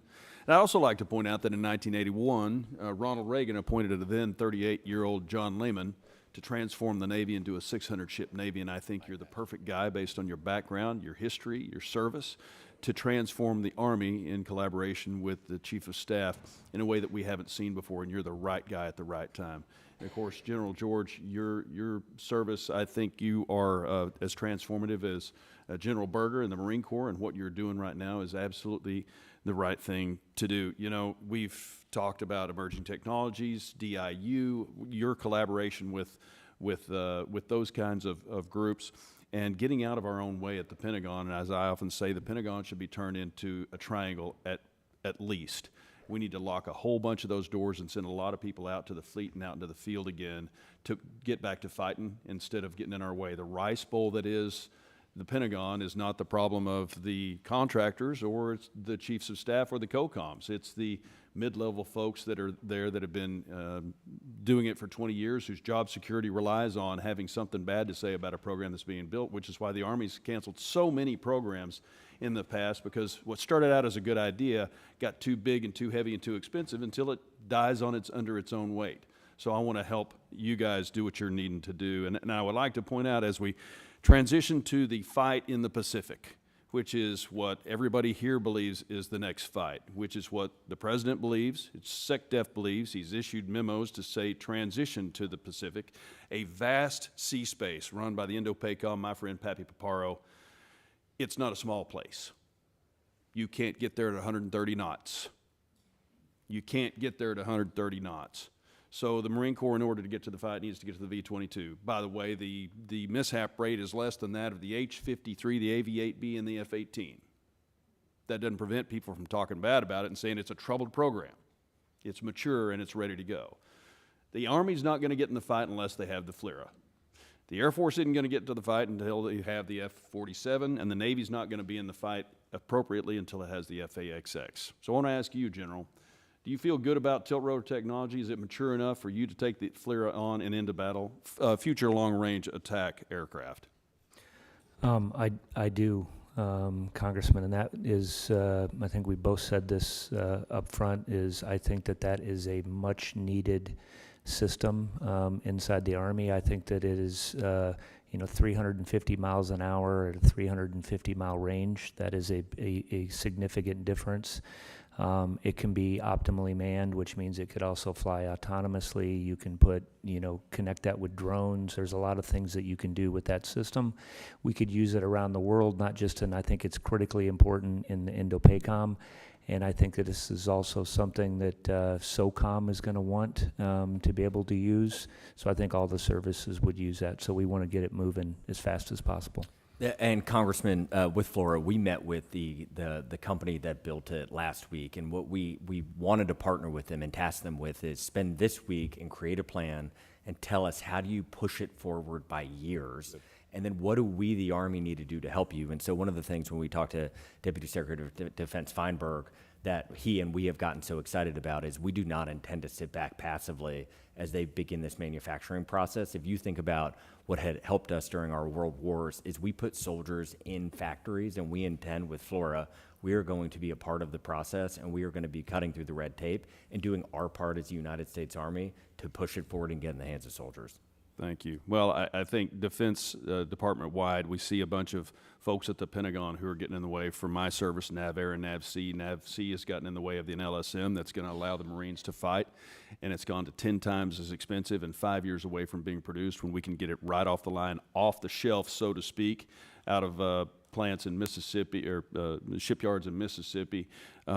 We have NAVAIR getting in the way of your program at FLRAA, as well as making some mistakes with V-22. So I think we're all united in the folks in the Pentagon who are preventing you from helping the COCOMs man, train, and equip their troops need to be very fearful about their jobs in the future, because we won World War II without NAVAIR, NAVC, without the minions, and it's time to get back to that. So we're more responsive to the warfighter and the COCOMs and get these exquisite technologies on the field faster. So thank you all for being here. I yield back. Just, I love the question, Mr. Elsie, on the FLRAA. How quickly do you think you can get FLRAA at full production, and what would you define as full production? How many units a year? Chairman, I'll take the first half and give it to General George. We owe you follow-up to this. We originally were intending to put it into our ATI document that came out. We don't feel like we're in a position quite yet to answer this question, but we think within a matter of weeks, we will have a very clear plan that we can come pitch you as a committee or a subcommittee that you can help us look at and be able to react to. I just, and Sec Army said this, I think we're, broadly moving this up, several years, like, into the 2028 timeframe is what we're looking at. We're just figuring out what we can do by working with them on how we can pull it as far left. What we've also talked about doing is getting some initial systems inside of our formations. That's what we're trying to do right now. You get feedback directly, what are the things that we need to do differently. So we'll come back and follow up with you in detail. Thank the gentleman. Mr. Lauro. Thank you very much, Mr. Chairman and Ranking Member, and my colleagues. I apologize. It's a day filled with hearings. There are 5 of them, and this is 3. So, but I really wanted to be here today. Let me just say, first of all, I represent the 3rd District of Connecticut. And Connecticut has historically been known as the arsenal of democracy. So these are issues that are very critically important to me. We make the finest aircraft in the world, including the Black Hawk, which is manufactured at Sikorsky in Stratford, Connecticut, which I represent. You all know this. It's the Army's vertical lift platform, par excellence. Versatility, safety, effectiveness. Our soldiers know it wherever I travel, overseas, etc. I always ask about the Black Hawk, and our service people, our soldiers sing its praises. So because of this, the Black Hawk will play an integral role in Army aviation operations for decades to come. Secretary Driscoll, does this assessment of the Black Hawk's capabilities and importance sound right to you? Congresswoman, directionally, yes, with the disclaimer being, again, if we look at all of our platforms and all of our systems, the right mixture of what we need in the future, we are learning these lessons daily and want to share them with you, your office, and this subcommittee. And so the problem with an all Black Hawk formation would be it cannot go far enough and fast enough to survive in some parts of the world, like Indo-PACOM, like your colleague referenced. And so we do think that for the next sizable portion of time, the Black Hawk will be part of the mix, though. Well, I just want to be sure that you're talking about a key piece of the puzzle, the Black Hawk for the future of the Army, given that has a cumulative 5 million combat hours, flown critical missions in diverse theaters and conditions. I think it is a critical tool, and I hope you agree with me that that is the case with the Black Hawk. I agree. Okay. So you noted in your testimony that the Army must remain agile, able to adapt to new challenges. I agree with that. The Black Hawk is adaptable not just in the field but technologically as well, with Army and industry having recognized the need to modernize key systems on the Black Hawk to ensure that it continues to work for the future. And I've had many conversations, all in the affirmative of making sure that the modernization of the Black Hawk continues. I would like to hear more about your forward-looking vision for the Black Hawk. How will the Black Hawk's utilization change and grow in the coming years? How does the Black Hawk factor into the Army's new transformation initiative? Congresswoman, I appreciate that your constituency involves Black Hawk and the Americans who have made it. Our constituency is the American soldier and the taxpayer whose dollars we spend. Let me just interrupt for 1 second. It's not just a constituency issue here, though it's very, it is. It is about the Black Hawk and what it has meant to the safety of our soldiers and the national security of this country.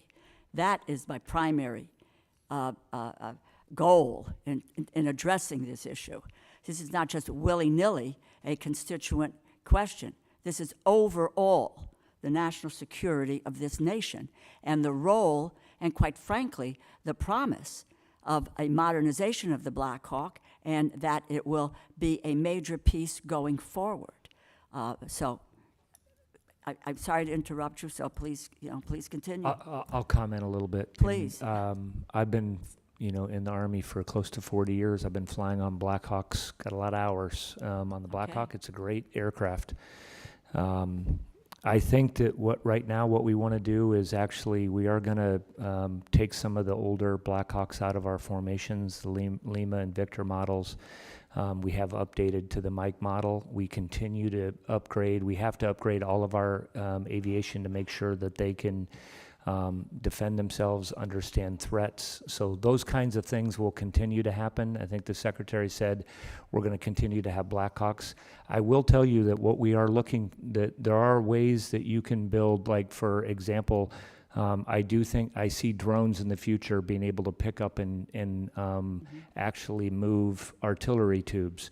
We've done that with Blackhawks in the past, and I've been on artillery raids with those. So I think that there's other things that are going to change on the battlefield. I see Blackhawks are going to be with us for a while, but I do think we're going to have to adapt what we're doing. There just may be less Blackhawks. Well, this is very, very troubling, because the overall commitments and conversations with the Army over the last year, including when they weren't part of the modernization piece going forward, that the Black Hawk would be a singular, not singular in that there's nothing else out there, but that modernization of the Black Hawk and providing the multi-year contracts. So I'm going to ask you this question, but again, very, very troubling as to your comments on, not reassuring those of us who have had this commitment about where the Black Hawk stands in our national security and its modernization and the investment in that modernization for the future. And I can give you a chapter and verse of conversations that I've had over the last year about the Black Hawk helicopter. But that then gets me to multi-year contracts. I'm not aware that we're making any adjustment Well, to the Black Hawk contract. What I was basically describing you is how I see the battlefield evolving and how I would see us being able to do things. So you were asking me if, future, it's hard to predict. Again, but we know we have autonomous systems that can do. That's what we were talking about. That is troubling, because folks who preceded you were very, very clear about the role of the Black Hawk going forward in the future. So, again, I'll have a continued conversation about this.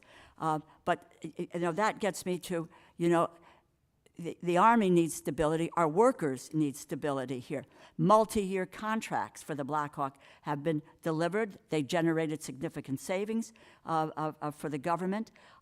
Now, again, I'm concerned that if the current multi-year contract is allowed to expire in 2026 without any certainty around the next steps, that the industrial base is not going to be able to pick up and move back. So let me just ask you clearly about a multi-year contract to ensure that there is no gap in production that threatens our readiness. I mean, I wouldn't. I think we're going to have to come back and talk to you, Congresswoman. I'm not sure I would, make a commitment. You can't I wouldn't today. make a commitment to say that we're going to build things, the same thing forever. We have to come back and look at that. Obviously, we'll have a discussion on that.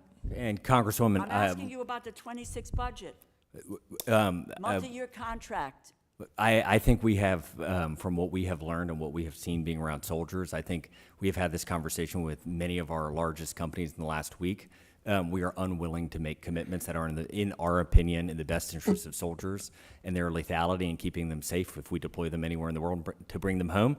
And so we can follow up with your office, but right now we can't answer that. But we're going to need to have a conversation offline. Again, Mr. Chairman, Ranking Member, this is a very, very troubling conversation, and I will produce the background and information that I've been given about the future of the Black Hawk for our national security and the modernization and investment in that modernization. So that I will yield back. I thank you for the opportunity to be here this morning, and I will put into the record, if I can, because I also head up the aviation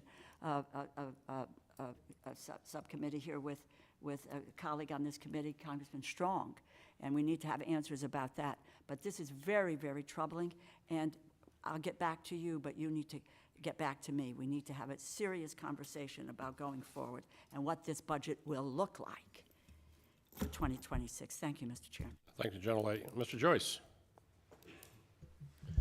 Thank you, Mr. Chairman, and gentlemen, welcome. Secretary Disco, I want to follow up on a little bit here what my colleague had brought up before when you talk about things falling behind. I used to be the chair of Homeland. We needed icebreakers, and guess what? We produce maybe 1.2 a year while we need 7. So I asked this question, and I really truly appreciate that your commitment to developing this next generation of combat vehicles. However, the thing that I'm concerned about is that the industrial capacity to build these things in the future, while you let go of some things and you move in one direction, God forbid we get to war, we have to have the ability to do those, be able to produce the things that are necessary for our men and women to fight. So does the Army have a strategic plan to ensure that we do not lose the critical workforce and combat vehicle industrial capacity as we develop this Army of the future? Congressman, one of the things we're trying to do as an Army is when we talk about demand signal, I think what we have not done a particularly strong job of is we, the Army, have stayed siloed oftentimes, and when we signal to our industry what we need and to allow them to spend the CapEx to build out the manufacturing facilities so they know they can get a return on those dollars, to train the workforce, to have a happy, sustainable, expert workforce that innovates. All of that requires predictability, and we, the Army, partially based off how our funding works, but partially just based off we've done a poor job in the past, can be better. And one of the ways we can be better is by looking to our allies. And so what we've actively been doing is reaching out to NATO countries to say, what do you want and need from the American industry? How do we bundle that together with what we want and need? And so even if we have inconsistent demand over time, we have a pretty good sense of what we'll need in the medium and long term. Those allies can smooth out that demand to allow that investment that we need. Because to your point, Congressman, we think if we get into a long, protracted conflict, it will be our ability to manufacture at scale that will be the Army's, one of its primary functions is to be able to deliver that to the fight. And so we are hyper-focused on it, and we think what we dream of is that these changes that we're talking about today will unlock a renaissance in the industrial base so that small and medium businesses across America, venture-backed and not, can all thrive in the new environment. Well, that's great. I know when I've had the pleasure of attending CODELs with our chairman throughout the world, he's always brought that to attention that allies help allies, and we all need to work together. Brings me to my next question. And given your emphasis on creating a competitive industrial base early on, and the fact that you want to use the private sector to compete and help you to get to where you need to go, early on in this hearing, your willingness to assess existing contracts for continuation based upon the impact of the mission. We also assess past sole source contract awards to ensure that you're taking into account all competitive options and maximize your use of the industrial base? Absolutely. We are trying to do a top-down review of everything we can and work with this subcommittee and the other bodies of government leadership to empower you with the information that we see. This is a collaborative process. Democracy works best when there's tension in all directions. That should give us the best outcomes. And so we are actively reviewing everything and look forward to sharing it with you. Great, thank you. General, could you please walk us through the process that you undergo, the Army undergoes, when you're considering whether to pursue a competitive or a sole source contract through the procurement process, and what criteria does the service consider as part of this process? I'm trying to think of an example. Obviously what we do on the military side is we describe the requirements and we talk about what we need. There's an acquisition executive that goes through and a contracting officer. The only thing I could think of is if you need it for a short period of time and there was only, somebody who could, one person that could produce that and could meet the timeline that would do that. So I know there was an example of a 7-year, I'm not specifically aware of that. We can certainly come back to you on that. But broadly, what we've been talking about is we want competition. We want as many, it's why I keep coming back to program of record is probably not, like especially when you're talking drones and loitering munitions and all these things, you want as many people involved with the process as you possibly can, because that's when American industry gets moving. And we've seen that with drones and a lot of the other systems, and that's where we need to be. Do you have any suggestions for how the Army's, through their procurement and acquisition process, that'll help drive this innovation and maintain America's competitive advantage over our adversaries? Yeah, I just mentioned one thing that the Secretary and I, and it gets back to, his earlier comment on how we are structured. I think there's a lot of technology right now that you could adopt. So does the program manager shop doesn't need to be a bunch of people, because it's dual use. It's stuff you can get right off the shelf, network, drones, things like that. There's other things that you can modify we use the example of the infantry squad vehicle. GM Defense makes that. We make modifications to it it's based on a Chevy Colorado. So that's a modified, and then I think there's other ones that are developed. So I just think we have to approach this a little bit different. Again, those are things that we haven't done in a while, and it can't be one size fits all in the current environment that we're in. And Congressman, when General George and I speak about these things with the leadership team, we try to bifurcate the Army as a business and the Army as a warfighting machine. And one of the things we're most proud of, that started well before my tenure, is if you look as an example at how we're doing recruiting and capturing the data of our future soldiers, the way we would have done in the past is we would have said, here is our process. We need a software developer to go build us a specific thing, and then we need developers to keep it up and going, and it's our own proprietary thing, and it's expensive and it's clunky, and that's how we've done it in the past. What we've done with recruiting now is the command looked out at the best CRMs available in the marketplace. Then it took our Army process and rearranged it to match what was already in the market, and then we bought a software license like a medium or large size business would do, and we have seen incredible results. It's a lot cheaper, it's a lot faster, it's a better experience for the soldiers who are doing the recruiting and the incoming future soldiers. And what we're trying to do is take those Army as a business functions and run them like a business.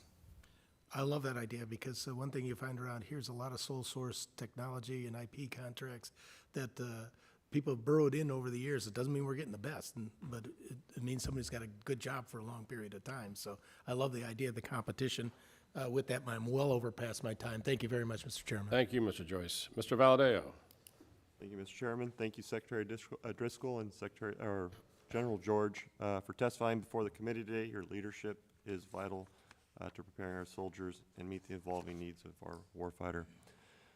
First question is, as the Army transitions infantry brigade combat teams to more mobile formations, how will you ensure soldier protections in that process, particularly as field infantry squad vehicles that offer significantly less armor than legacy platforms like the high mobility, multi-purpose wheeled vehicles and joint light tactical vehicles? So I think we're actually, part of this, I used to make this argument when I would go to Afghanistan. So I went from Iraq to Afghanistan. Everybody told me you had to wear heavy body armor, groin protector, all these extra things that I was wearing, and actually it was, very difficult to move. So I think every situation is going to be a little bit different. What we're going to do in the mobile brigade combat teams, I think there's going to be autonomous systems that are in there that can see out. That's both ground and air. So you can use those same autonomous systems. We were just out at our National Training Center where they're actually autonomous systems which you want to put in contact first that can do breaching, change detection that you can see as far as the earth is being changed, that you can get with drones and using AI. So and I think there's different ways of doing it. Putting yourself in a complete shell. I mean, the problem with some of those vehicles too is they're not very mobile. They get stuck. When you get stuck, you're also a target. So I think it's a mix, and that's what we're looking at inside of our formations. Last and most importantly is the feedback that we get from our troops that are actually doing this, that are inside there. We're getting ready to go out to Joint Readiness Training Center. Here, actually, the brigade is doing their air assault tonight. It's our fourth rotation of this. We have adjusted this structure. We'll continue to do this. This is why we talk about continuous transformation, but I think we're on a good path. And Congressman, I would just say, back to the right balance. We don't know what it is, the trade-off between the security of extra armor versus speed. I think a lot of, and so it would be ideal, or it would be smoother for a conversation to say there were these very binary outcomes of what we were optimizing for. We're not, but what we are trying to do is balance out what we've purchased for coin. So if you think of our purchases in the last 20 years, we have purchased or over-purchased a lot of equipment that now needs to be balanced out with new, more digital, faster things. And so our purchasing may look like it's a binary. We are going toward only faster, but we know that we already have a lot of this other equipment in our arsenal. Thank you. You've stated the Army's transformation will be cost neutral, relying on divestments and command streamlining. But are these trade-offs sustainable over the long term, especially as new systems like drones, long-range fires, and cyber capabilities introduce their own life cycle costs for training, sustainment, and modernization? I think, we have this conversation almost daily about cost curve. I mean, and that's what we're looking at is what do we do, to reduce cost. A big part of this is on a lot of these systems, they need to be modular, and you need to be able to change things out. A lot of times it's the software, so you have to, we have to own our IP. We have to own, it has to fit into our command and control systems. So again, this is about how we buy things from the beginning so that we make sure that we're reducing the cost on a lot of these things. The drones that we have from the first rotation to our most recent one have gotten better, and they've also gotten cheaper. We're also building some of those things. So I think that there's a lot of areas, ways that we can keep costs down. And we do have to get in the habit of things that we know don't work or we don't need, getting rid of those as well. And Congressman, one of the other places we as the Army have been a bad customer, we have both been a bad customer oftentimes to who our suppliers are. We've also been a bad customer to ourselves. And so we have signed away our right in some instances to repair our equipment. And one of the things that Secretary of Defense Hegseth mandated to us in the memo that we are incredibly supportive of is we cannot allow outside parties to constrain our ability to repair our own equipment. So when General George and I were doing some of our tours and spending time with soldiers, you would see this exquisite piece of equipment that had been on the sideline for 9 to 12 months at a time. And we know how to 3D print the part. The part costs between $2 and $20, and it was at scale. And so one of the other things we're trying to do with our current innovation and transformation is to start to take care of ourselves better and be more thoughtful about how to be stewards of the American taxpayers' dollars. I appreciate that. And then how will the Army ensure that small businesses with innovative and readily available artificial intelligence tools can contribute to the Army's artificial intelligence ecosystem? Artificial intelligence and these models that are out there, these generative AI models are incredible. And when I joined, I would have thought that there would be more places that we could start to use them. I think today, as we sit here before you, we have a couple of places within our mostly special forces where they can apply some of that. But until we get this data layer that syncs our people and our things and our sensors and allow the information to be exchanged quickly, generative AI probably won't be showing up into the kind of our formations in combat for at least a couple of quarters, but we're very optimistic that with the steps we're taking for command and control, that we might be able to come back next year and say, generative AI models are transforming how we're thinking about targeting and all of these other functions of war. My time's expired, so thank you very much. Thank you, gentlemen. Ms. McCollum. Thank you, Mr. Chair. I do have a question for you in general at the end, but I'm going to submit for the record to understand better what I've been reading about how and why you use non-disclosure agreements in the Army. We want to, just to remind you, we want to follow up cost on the southwest border issue versus what you might be having to sacrifice for your role in China Indo-Pacific. I'm going to follow up also with a question on the Arctic, and I will be asking this of everyone: workforce and the reductions in the way that is transforming, and your discussions about taking 90,000 people out of active duty. So it's been an interesting discussion today. But gentlemen, I noticed when reading your testimony, and even in some of the questions here, there are several changes that you're proposing for the Army, but the Congress needs to be involved in this, and this was not mentioned in your testimony, and I'm sure it was not an oversight. You just assumed that we knew you were going to do that, but I think we need to hear from you you're going to do that, because in October 2022, the Army announced the new transformation plan of Army, 2030.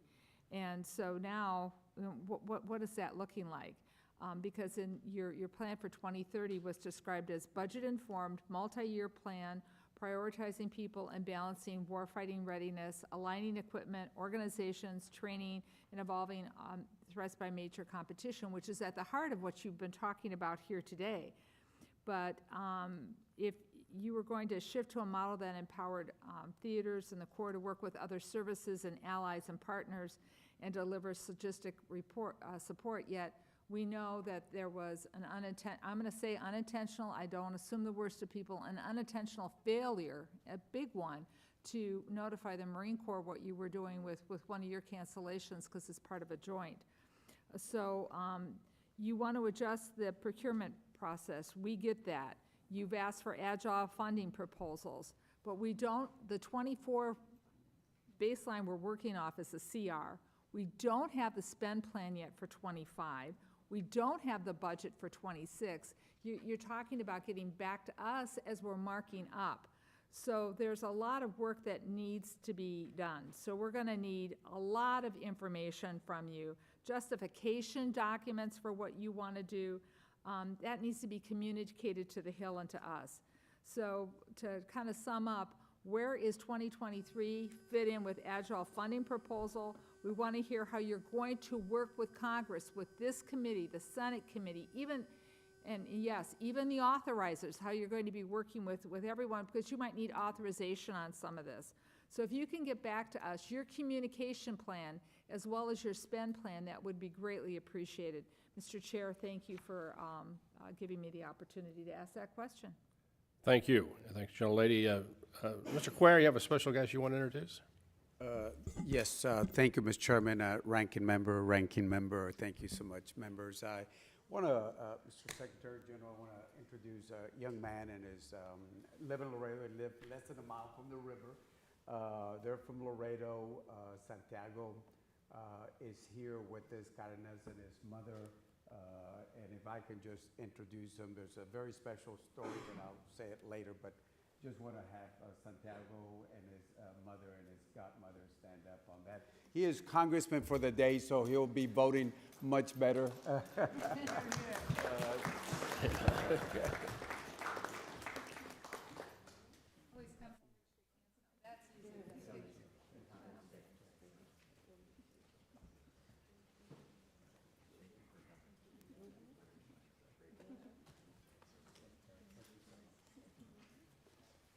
Thank you so much. Thank you, Chair.